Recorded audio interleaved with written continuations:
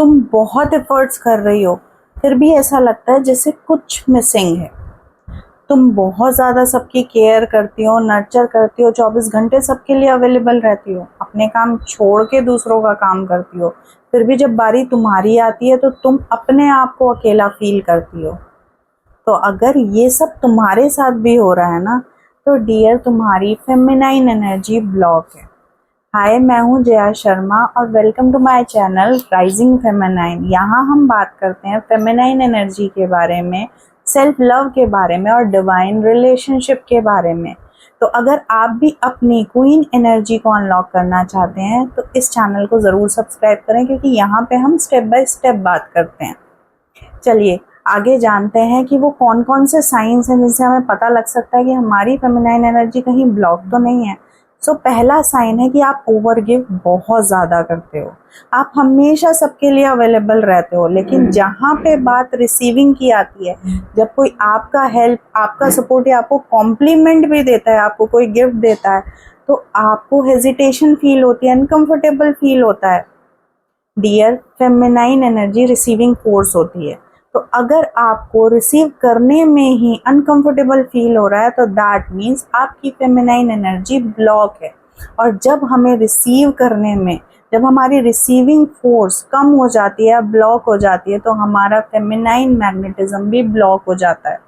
तो अगर आप अपनी फेमिनाइन मैग्नेटिज्म को एक्टिवेट करना चाहती हैं, उसको जगाना चाहते हैं, तो रिसीव करना सीखिए बिना गिल्ट के। दूसरा जो साइन होता है, जो कि बहुत इम्पॉर्टेंट साइन होता है, वो होता है कि आपको जब आप रेस्ट लेते हो तो आपको गिल्ट फील होता है, जब आप पॉज लेते हो तो आपको गिल्ट फील होता है। आपको लगता है कि प्रोडक्टिव होने का मतलब है बिजी रहना, क्योंकि एज अ फेमिनाइन हमने अपनी मम्मी को, अपनी ग्रैंड मदर्स को हमेशा काम ही करते देखा, उन्हें रेस्ट लेते खाली बैठे नहीं देखा।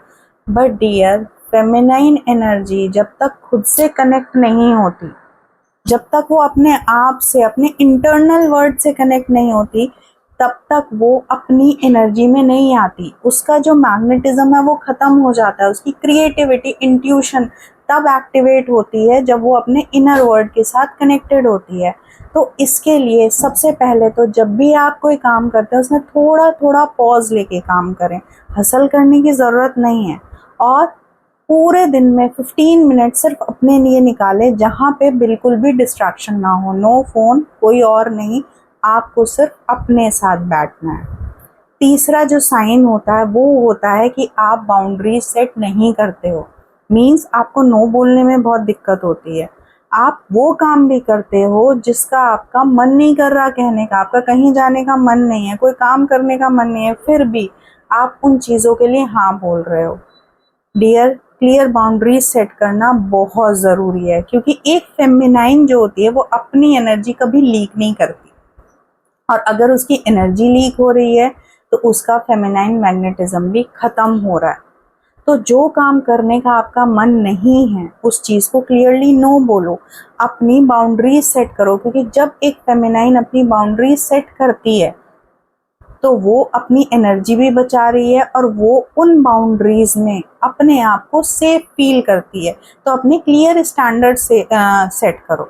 जो फोर्थ साइन होता है वो होता है, कहीं आप अपने मस्कुलाइन कोर में तो नहीं हो। जो फीमेल्स बहुत ज़्यादा कंट्रोलिंग होती हैं, उन्हें लगता है उनके बिना तो कोई काम हो ही नहीं सकता, उन्हें हर काम अपने हिसाब से करना है। वो प्लानिंग भी खुद कर रही हैं, हर चीज़ को फिक्स करने की कोशिश करती हैं। दैट मीन्स आप अपने मस्कुलाइन कोर में हो। मस्कुलाइन कोर में होना गलत बात नहीं है, बट आपकी जो मेन एनर्जी है, आपकी जो डोमिनेंट एनर्जी है, वो फेमिनाइन एनर्जी है। तो अगर आप अपने कोर में रहोगे तो आपके लिए चीज़ें ईजी रहेंगी और आपके अंदर दोनों एनर्जीज का बैलेंस होना चाहिए, फेमिनाइन का भी और मस्कुलाइन का भी। जब इनका बैलेंस प्रॉपर होता है तभी लाइफ में स्टेबिलिटी आती है और लाइफ में अबंडेंस अट्रैक्ट होती है। इसके लिए एक चीज़ ज़रूर ट्राई करो, पूरे दिन में 5 मिनट कोई अच्छा सा म्यूज़िक चलाओ और उस पर अपनी बॉडी को फ्रीली डांस करने दो, क्रिएटिविटी निकलने दो अपनी, या फिर पेंटिंग करो। जो जो क्रिएटिविटी से रिलेटेड चीज़ें हैं, ग्राउंडिंग करो, नेचर के साथ बैठो, कनेक्ट करो नेचर के साथ। और जो फिफ्थ साइन होता है, जो सबसे इम्पॉर्टेंट साइन होता है, वो होता है कि आप अपने हार्ट चक्रा को ब्लॉक कर देते हो। हमें लगता है अगर हम अपने इमोशंस या फीलिंग्स एक्सप्रेस करेंगे तो शायद कलेश हो जाएगा, तो हम चुप रहते हैं क्योंकि बचपन से यही सिखाया है कि चुप रहो, बताने की ज़रूरत नहीं है। लेकिन जब एक फेमिनाइन तो बनी ही इमोशंस की होती है, और जब वो अपने ही इमोशंस को एक्सप्रेस करना बंद कर देती है तो वो एक बारूद की तरह उसके अंदर इकट्ठा होता रहता है, और कभी ना कभी तो ये बस्ट होगा ही होगा, और जिस दिन बस्ट होगा उस दिन डिजास्टर होगा। तो फेमिनाइन के लिए, फेमिनाइन एनर्जी के लिए बहुत ज़रूरी है कि वो अपने इमोशंस को ब्लॉक ना करे, वो उनको एक्सप्रेस करे। एक्सप्रेशन आना चाहिए कि हम कैसे हम्बली अपनी इमोशंस को इजीली एक्सप्रेस कर सकें, क्योंकि आजकल मैं देखती हूँ कंसल्टेशंस बहुत सारी आती हैं, फेमिनाइंस जो हैं, जो फीमेल्स हैं, वो क्लियरली ये भी नहीं बता पाती, उन्हें समझ में ही नहीं आता कि वो एक्चुअली फील क्या कर रही हैं। तो आपके लिए बहुत ज़रूरी है कि आप अपने इमोशंस को फील करें, तभी तो आप अपने आप से कनेक्ट हो पाओगे। जब तक एक फीमेल अपने आप से कनेक्ट ही नहीं होगी, उसकी फेमिनाइन एनर्जी एक्टिव कैसे होगी? और फेमिनाइन एनर्जी एक्टिव नहीं होगी तो आप कुछ भी रिसीव नहीं कर पाओगे, कुछ भी अट्रैक्ट नहीं कर पाओगे, हमेशा परेशान रहोगे, आपके रिलेशनशिप में इम्बैलेंस रहेगा, लाइफ में इम्बैलेंस रहेगा। तो इन पांचों में से कौन सा ऐसा साइन है जो आपके साथ सबसे ज़्यादा रेजोनेट कर रहा है? मुझे कमेंट में लिख के ज़रूर बताना, क्योंकि मैं एक एक कमेंट पढ़ती हूँ।